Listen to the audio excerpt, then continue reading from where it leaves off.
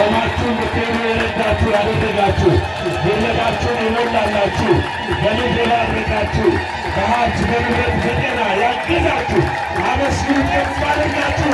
ይህን ተራዳይ መልአክ ስሙ የከበረ የተመሰገነ ይሁን። አሁን ጌታ መልአኩን ልኮ ማዳን ይችላል አይችልም? ንገሩኝ፣ ይችላል አይችልም? እንደሚችልማ አይተናል በሕይወታችን። ክብር ለመድኃኔዓለም ይሁን።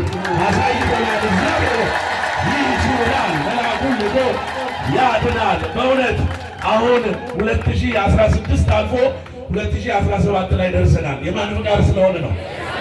አቤት!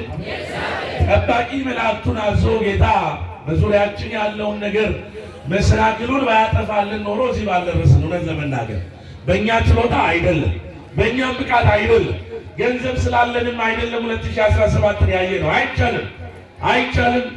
በመዝሙረኛው ዳዊት መዝሙር 34 ቁጥር 12 ላይ በጎውን ዘመን ማየት የሚፈልግ ማን ነው? የሚወድ ማን ነው? በጎውን ዘመን ለማየት የጓጉ ብዙ ሰዎች አሉ።